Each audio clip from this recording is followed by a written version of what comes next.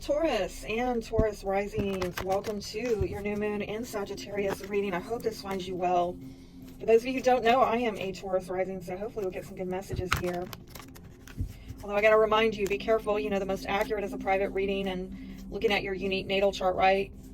So this is, for example, it is hitting most Taurus risings in their 8th house, okay? But for me, I'm a latter degree Taurus rising, so actually the Gemini reading is probably going to resonate more, all right? So if this doesn't quite resonate, you got to look at your astrology, or maybe try the sign before or after, which right before would be Aries, after would be Gemini.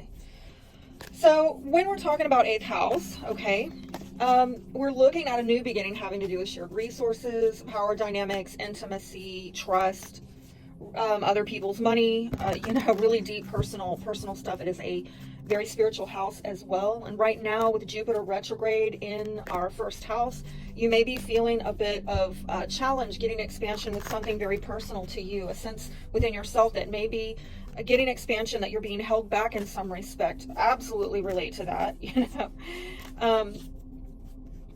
And so it might have to do with other people, you know, relationships, but we'll see what the advice is here. Angel of inner peace, okay? So I think that we are being asked to have a bit more peace in these situations. And with this new moon, it's a chance over the next year to perhaps set some powerful intentions about how to, I'm getting something about transcending, okay? Some of you might have an idea, and it might involve a male counterpart. Just saying, I'm seeing that intuitively, okay? But whatever it is, and I'm also seeing that something is in her heart, something that she holds near and dear to her heart. And you might not really be able to put these plans in motion until January, but at that time, and over the next really 6 months from now, you have a lot of benefic energy supporting you and getting a new beginning with these 8th house matters. Let's see what's expanding and growing for you over the next 6 months, or what potentially can, right? Because the energy support it, but we all have free will. We all have free will, okay? So some of you, this is about being independent and having more than enough. And I am sensing that if there has been some secrecy, that maybe it's time to come out about it and just accept your losses and move on. And just being at peace and standing on your own 2 feet and your own sense of security within yourself. Because 9 of Pentacles is a very self-sufficient person, a very independent person, where it's like, you know what, I'm secure within myself, and I know that I'm going to be okay no matter what. Yeah, I might have to accept some losses and move on. I mean, 5 of Cups in reverse. I think this might have been some things over the past year that have not made you happy. Yes, maybe even grieved you.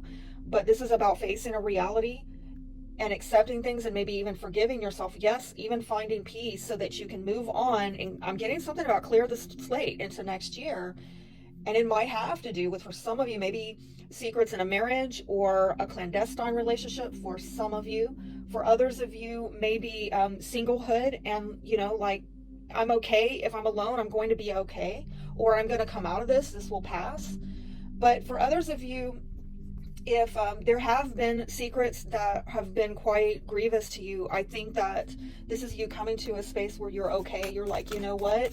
It is what it is. And I'm going to make lemonade out of lemons, you know, in 2024.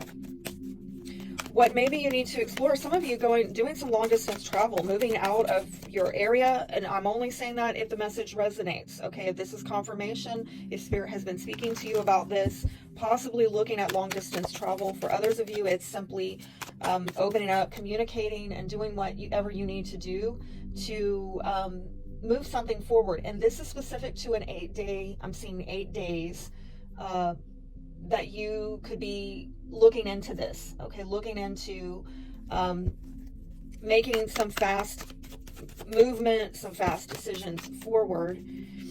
These kind of went sideways. It might be for you to think on and meditate upon making some decisions, okay? So again, I'm getting another vibe here, kind of like what I saw with Aries, where you may need to really take a time out, especially during holiday season, and, you know, don't really tell everybody your business. I don't think you will. I'm getting with both of these, take a time out, particularly if there's been something in your life that you've been at a stalemate, there's been some toxicity, and you feel that you haven't had control of your life, you have had restrictions in progressing your life in the way that you want, and maybe you feel like you've been at a stalemate, like I don't know how to heal from this, then it's time during the holiday season to reflect upon how you can move beyond the stalemate, the toxicity, the restrictions, the limitations. Might be that a Capricorn is relevant. I saw Virgo over there as well, possibly Pisces as well, might be relevant, okay? But let's see what's blocking you in this, and particularly with that, that Devil card. What is blocking? What is blocking? Oh, wow, okay, that one. There's the Hermit again. Did I see the Hermit? No, I didn't. I thought I did. I'm getting this very withdrawn type stuff, but I feel this is... I'll tell you in a moment.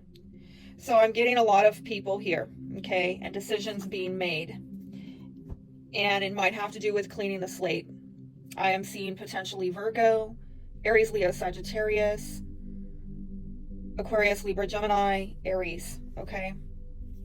And what I'm seeing is that maybe some blockage that you have had is... It could possibly have to do with making decisions to cut somebody out or to cut off a new beginning. I feel like this is complicated, okay? And that's why I'm clearing the air, because I really want to make sure that I'm getting a clear message here.